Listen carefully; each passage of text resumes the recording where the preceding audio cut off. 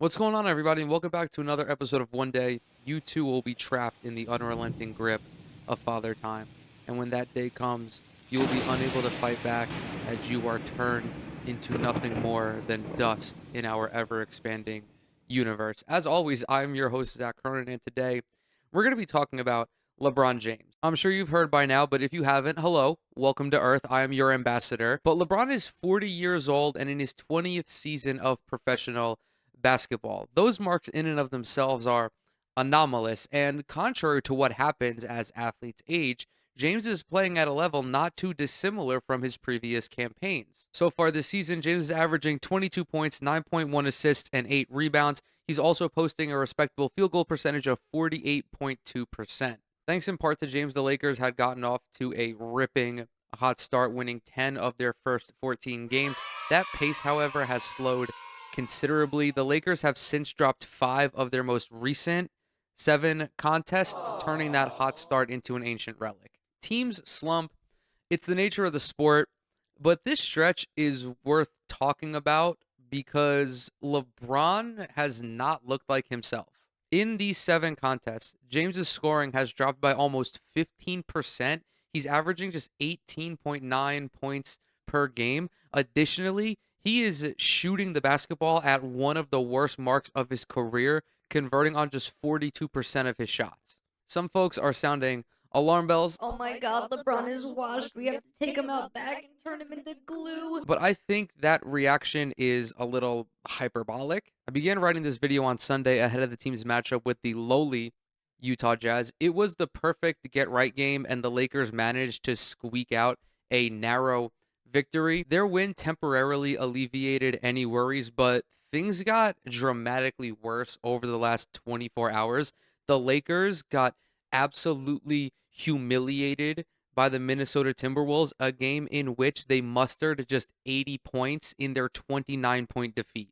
Not only was this LA's worst game of the season, it was one of the most forgettable performances of LeBron's career. He tallied just 10 points on a horrific 4 of 16 shooting while committing 6 turnovers to just 4 assists. Isaiah Thomas said after the game that LeBron showed his age. I don't disagree. It also doesn't help that this was the second half of a back-to-back in which LeBron appeared in 66 minutes over those 2 contests. Physically, James has displayed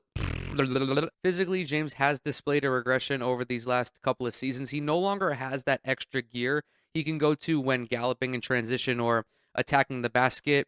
But I believe that there are glaring issues with this Lakers team that are helping to age James at a faster rate. If I were to draw a graph, there would be an inverse relationship between LeBron's age and how much the Lakers lean on him. The older James gets, the less of a focal point he becomes. I'm not exactly cracking the Da Vinci Code with this one. When JJ Redick took this job, he understood that there would have to be a difference in how he utilized LeBron James compared to all of his previous seasons. The understanding is that there would be fewer possessions with James as the focal point of the offense, and they would be replaced with more instances of him either working off the ball or even serving as a decoy. The purpose of the alterations is to preserve James for not only the ends of close games, but for the conclusion of the regular season and the playoffs. I was skeptical of Redick's hiring, but I can admit that he's done a decent job so far.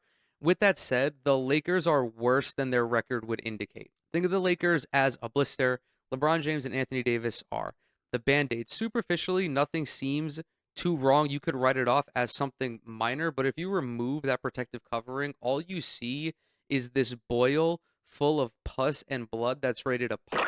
In spite of their positive record, the Lakers have a negative point differential, which is also true of the Midlanta Hawks as well as the Phoenix Suns, who, as we know, just crawled out of the dumps with the return of Kevin Durant and Bradley Beal from injury. Most of these woes stem from LA's lackluster defense. They're 22nd in points allowed per game and boast the league's 6th worst defensive rating. The Lakers' defense actually gets worse as the game goes on. At the time of this recording, they are surrendering on average 30.4 points in the fourth quarter. Not only is that the highest mark in the league, it is the highest mark that NBA.com has in their database, which dates back to the 96-97 season.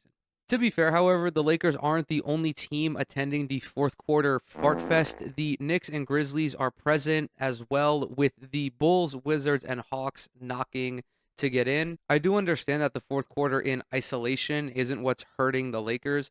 They are simply not a good defensive team, and their inability to separate from their opponents causes LeBron not only to accumulate more minutes, but to take over the offense more frequently than the coaching staff would like. The Lakers at this time cannot stray away from LeBron James. For them to be competitive, he needs to be highly involved.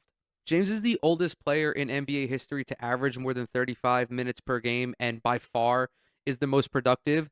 Of the 7 instances where a 35-plus-year-old has averaged 20 points, 5 rebounds, and 5 assists, James has done it 4 times, with the fourth being this season. This production is simply unsustainable. Despite the fact that James has aged so gracefully, he is still irrefutably a geriatric athlete. He had achieved UNC status when he joined the Lakers back in 2018. The Lakers acquired Anthony Davis 6 years ago with the explicit idea of him receiving the torch from LeBron James. Knights would remain with James as the go-to guy, but Davis was entering his prime, still does, the requisite skill set to be the number one on a championship team. That load would shift in the playoffs, but Davis would carry the team throughout the regular season. Fast forward these 6 years, Davis has only just cemented himself as the number one option. Throughout these first 5 campaigns, LeBron was the team's leading shot taker, and this is the first season where this is not the case. James's 17.3 field goal attempts are second to Davis, as is his usage rate. My issue, however, is that there isn't enough distance in the hierarchy between AD and LeBron. As it stands right now, AD is averaging 18.4 shot attempts and boasts a usage rate of 30.1. One factor in Davis's reduced field goal attempts is that he's getting to the line more than 9 times per night. But back in 2016-17, Davis averaged 8.6 free throw attempts while also averaging 20.3 attempts from the field. That was the season where New Orleans acquired DeMarcus Cousins, and Davis managed to maintain those averages after that trade. Maybe I'm a freak, but I want to see AD averaging 20 to 22, maybe even like 23 shot attempts per game. He's arguably the best player on the planet right now, so you'd want him to touch the ball as much as possible anyway. But beyond that, the Lakers are just a better team when Davis is shooting more than 20 times per game. At the time of this recording, there have been 9 instances where Davis has reached that threshold, and the Lakers are 6-3 in those contests. Another factor in this equation is James's minutes. He's hovered around 35 for each of the last couple of seasons. This one is no different. Right now, he's at 35 exactly. There have been constant conversations about putting James on a minutes restriction, an idea that's almost offensive to him, like he's Frodo and you just asked if you could hold the ring. I understand where James is coming from.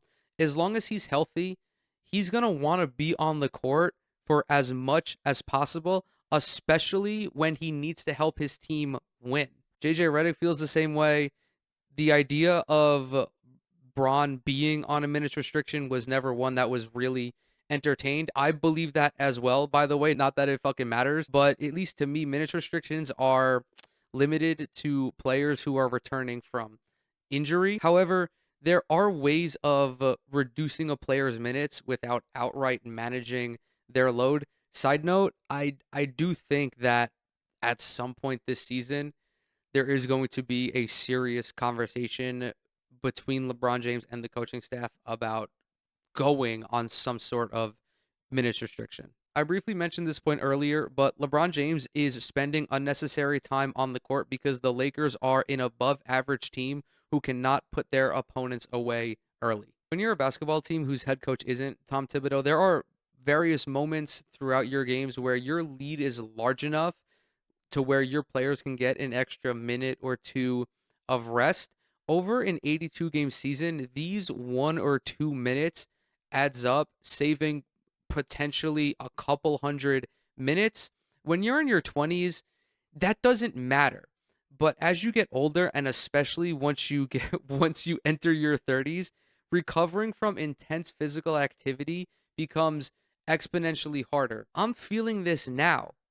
and I just turned 28. Not that I'm able to compare myself to a professional athlete, but Father Time comes for everybody. He's undefeated for a reason. Steve Kerr is a master at this soft cap. Steph Curry hasn't averaged more than 35 minutes per game in a season since 2013-14, and his 29.9 this year is on pace to be the lowest in a campaign where he wasn't hurt. Kenny Atkinson is doing similar things in Cleveland, with Donovan Mitchell leading his team in minutes per game at just 31.9.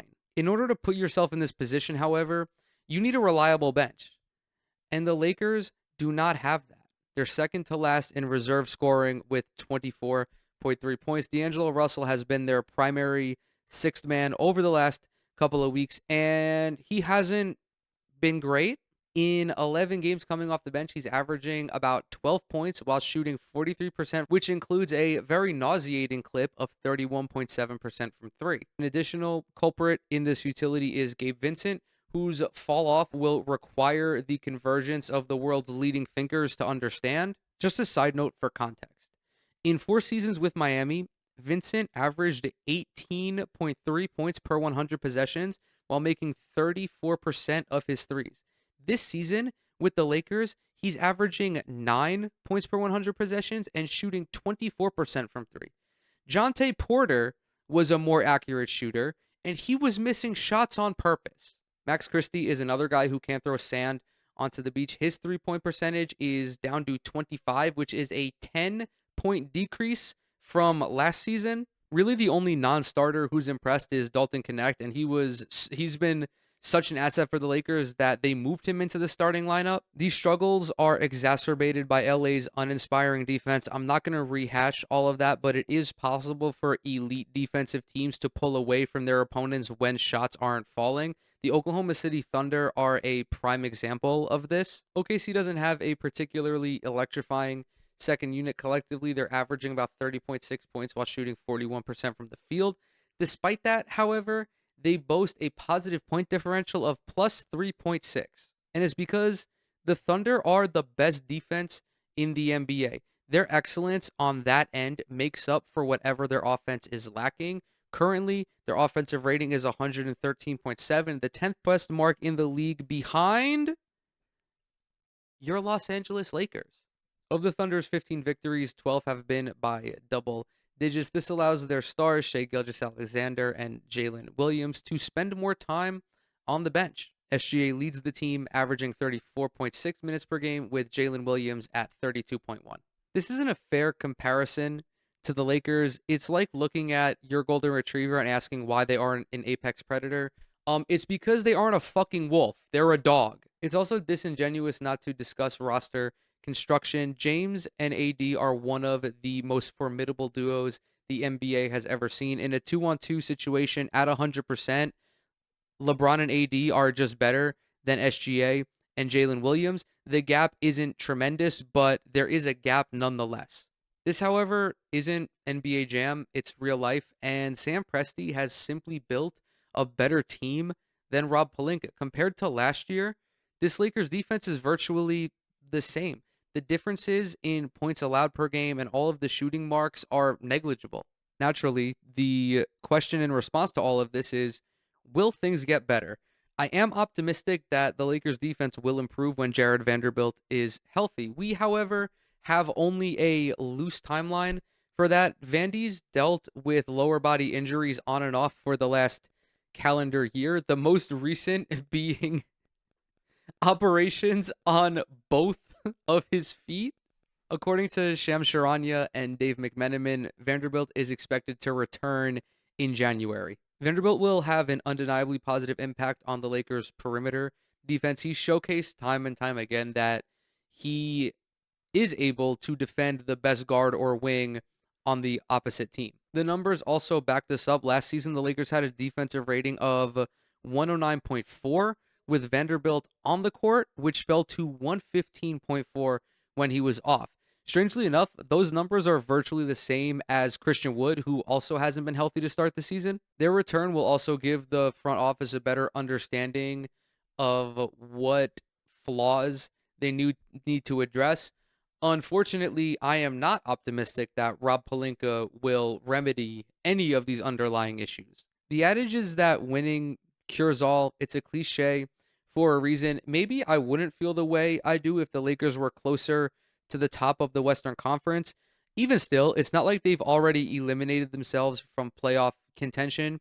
They sit just 3.5 games back of the top seeded Oklahoma City Thunder. And I think that their strong start showcases what their ceiling is. Anthony Davis is an MVP frontrunner.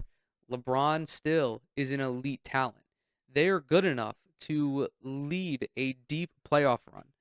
But I believe the Lakers are asking LeBron to do too much too early. The supporting cast needs to step up, particularly on defense. If not, I don't believe it's a stretch to think that this season would be enough for LeBron to reconsider his future with the organization. It pains me to say that, but they're not making it any easier for him, and he's only going to get older. With that, I'm going to go ahead and close this video out. Thank you guys so very much for coming to hang out with me. As always, everything I'm associated with is down in the description box below: Twitter, Instagram, TikTok. Subscribe to the channel, leave a like on this video if you enjoyed it, drop a comment as well. It really helps out with the algorithm. If you do any of those three things, you will become my new favorite person. And with that, I will see y'all in the next one.